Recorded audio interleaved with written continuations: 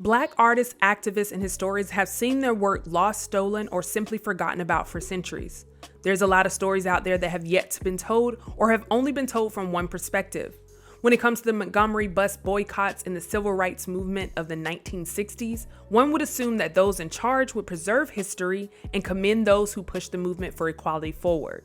But unfortunately, that wasn't the case, as evidenced by the story of Claudette Colvin, a young Black girl who was the first person to refuse to give up her seat to a white woman on a bus. That's right, before Rosa Parks, there was Claudette Colvin. Parks was chosen as the face of the Montgomery bus boycotts for a variety of reasons, leaving Colvin largely forgotten about amongst civil rights leaders, the city of Montgomery, and the general public. Colvin took a stand for what she believed in, and it's a shame that her inspirational story is hard to find in the history books. I'm Symphony Thompson, and this is A Story You Should Know. While a student at the segregated Booker T. Washington High School in Montgomery, Alabama, Claudette Colvin took the bus home frequently. Due to segregation laws at the time, seats in the front of the bus were designated for white passengers, and seats in the back of the bus were for Black passengers. Blacks were also allowed to sit in the middle, but if one white person wanted to sit in the middle, then all the Black people in that row were supposed to get up and move further back. But on March 2nd, 1955, when a white woman walked onto a Montgomery bus without anywhere to sit, the bus driver Robert W. Clare demanded that Colvin and 3 other Black women move to the back. The other women moved, but Claudette did not. Reflecting on that day, Colvin said, "All I remember is that I was not going to walk off the bus voluntarily. If it had been for an old lady, I would have got up, but it wasn't. I was sitting on the last seat that they said you could sit in. I didn't get up because I didn't feel like I was breaking the law." However, after the white woman entered the bus, another Black woman, Ruth Hamilton, who was also pregnant, got on the bus and sat next to Colvin. He asked us both to get up. Mrs. Hamilton said she was not going to get up and that she paid her fare and that she didn't feel like standing. So I told him I was not going to get up either. So he said, "If you're not going to get up, I would get a policeman." When the cops arrived on the bus, they convinced the Black man to give up his seat for the pregnant Hamilton. Colvin still decided to remain in her seat, and she was taken into custody. Philip Hoose's book, Claudette Colvin Twice Toward Justice, tells the story of Colvin in further detail. The policemen grabbed Colvin and ushered her off the bus. She didn't fight back, but continued to scream, "It's my constitutional right. It's my constitutional right to sit here as much as that lady.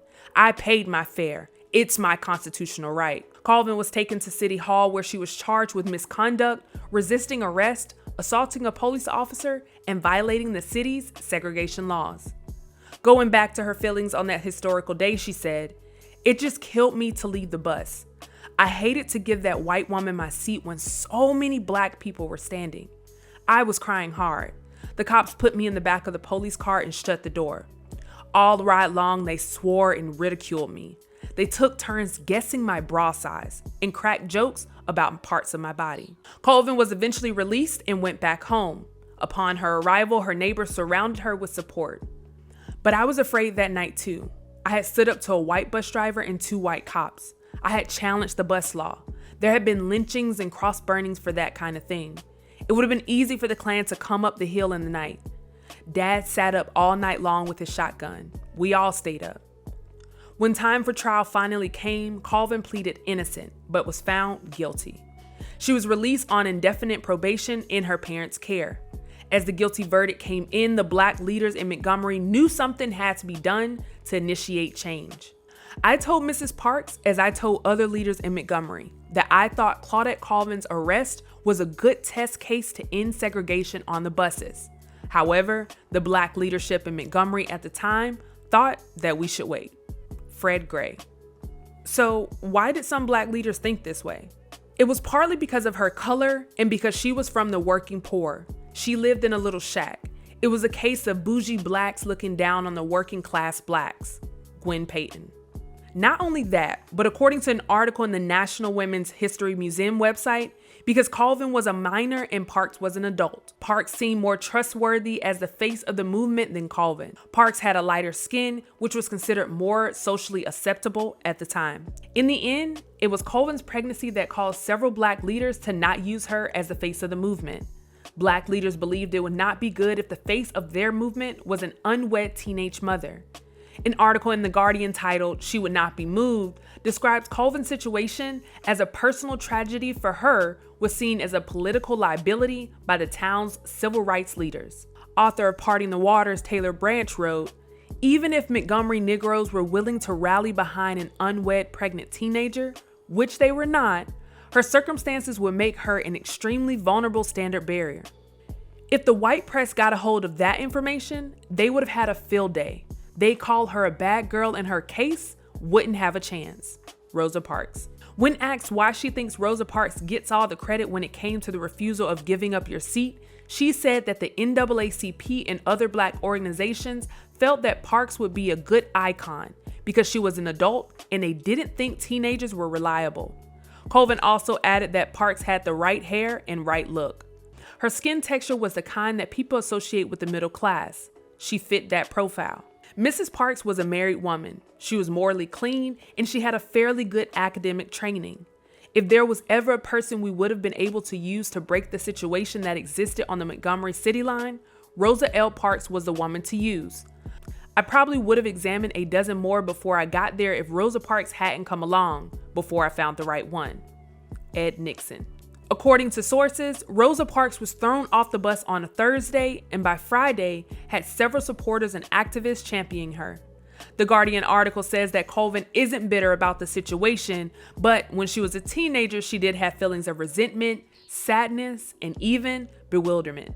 "They just dropped me. None of them spoke to me. They didn't see if I was okay. They never came and discussed it with my parents. They just didn't want to know me. It would have been different if I hadn't been pregnant. But if I had lived in a different place or been light-skinned, it would have made a difference too. They would have come and seen my parents and found me someone to marry." Once Parks became the face of the movement, Colvin was more or less forgotten. She told reporters that she sometimes attended rallies at churches. "I would sit in the back and no one would even know I was there."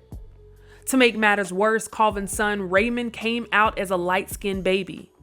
"He came out kind of yellow, and then I was ostracized because I wouldn't say who the father was, and they thought it was a white man. He wasn't. I wasn't with it at all.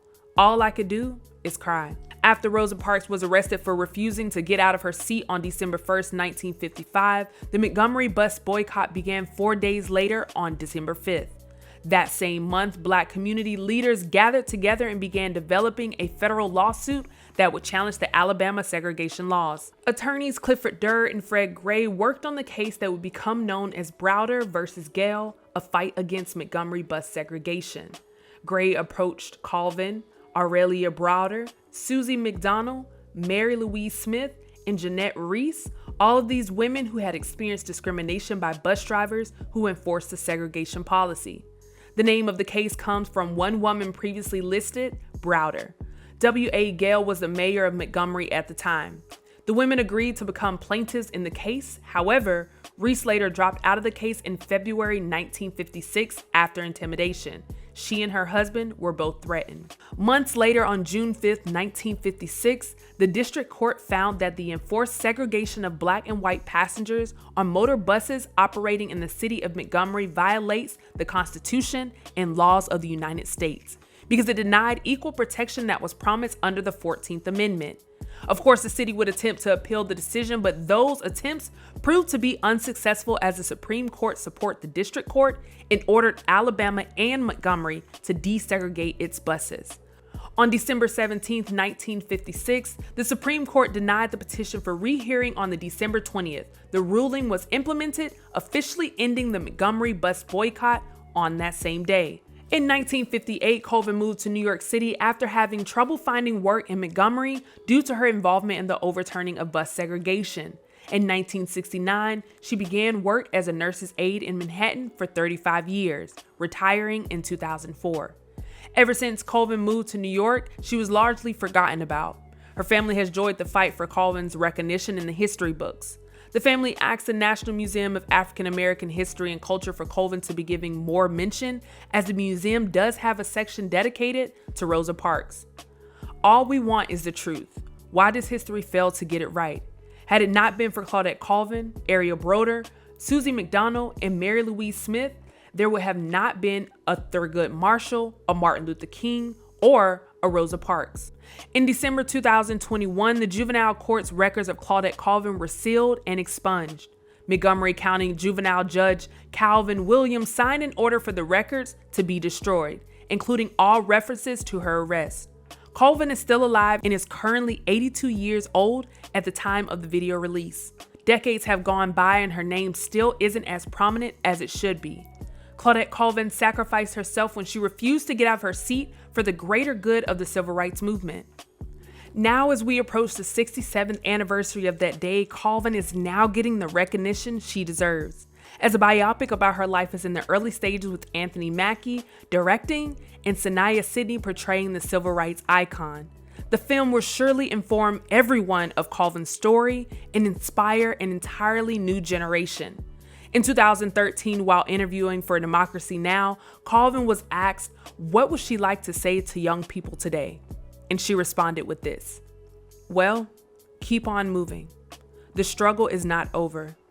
Every day presents a challenge, and all that hard work that we have made progress as African Americans, we do not want to regress. We want to progress."